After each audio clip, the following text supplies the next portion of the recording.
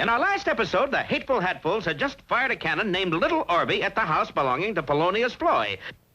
Now, if you've been watching that episode, you would have known the whole plot. But as it is, let's go back a little so you can catch up. Be careful, mister. This there's mighty hard on a cannon gun. Inside the house, before the cannon went off, Fearless Leader had just explained the whole foul plot to Boris Badenov, alias Devil Dan Hatful. Alias Polonius Floy. What, you're the head of both families? Sure.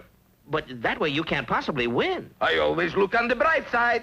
Hmm? I can't possibly lose either. Achtung, Badenov! Yes, Fearless Leader. This is what we are after. A derby hat? But it wasn't just a derby hat. This was the legendary Kerwood Derby, whose wearer became the smartest man in the world. The Kerwood Derby had been worn by all the brilliant thinkers of history, men like Sir Isaac Newton.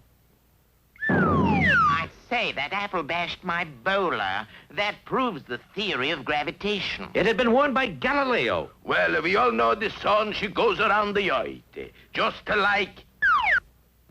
Hey, what am I talk? The earth, she goes around the sun. And now Fearless Leader was hot on the trail of the Kerwood Derby. There was only one hitch. It had to be found by the stupidest creature alive. You cold? Badenov, the moose is right in front of that cannon. So Boris grabbed a club, smashed Bullwinkle, and drove him down into the cellar just as the gun went off. I say, just as the gun went off. All right, what's the matter? Little Harvey gets temperamental sometimes. Well, we can't go on with our story till it goes off again. Now keep your head on, stranger. Zeke here will find the trouble. Go on, Zeke. Oh, here it is. The fuse isn't all the way in like it's... And that's where we wound up last time. The gun fired. Me and Rocky still in the cellar.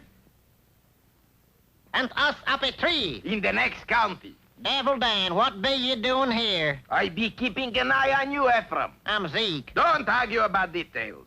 Mosey on back to next county and bring me that moose. Right. And Ephraim, Zeke. bring back doctor, too. You bet. He'll have you cured of the glanders in no time. Glanders? That is a disease of horses.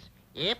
That's the kind of doctor we got, too. But we got busted backs and sprained ankle. That may be what you got, but I know what he'll cure you of. Glanders. Glanders. Oh, boy. He's also good on split fetlocks and... Get out of here. Meanwhile, back at the root cellar... Is the coast clear, Bullwinkle? I can't see quite that far, Rock, but there's nothing around closer to hand. Good. Let's get out of here. Aren't we going to see Mr. Floyd? No, sir. I don't think we'll ever get those two families to stop feuding, Bullwinkle. And besides, he's gone. You mean he's not in his house? He may be, but it's gone, too.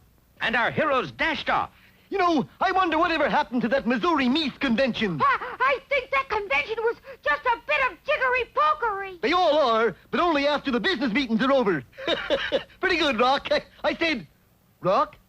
Rocky, where are you? Oh, my saint, Aunt Agnes. Rocky has disappeared. Well, now they've gone too far. Well, what are you going to do? I'm gonna disappear, too.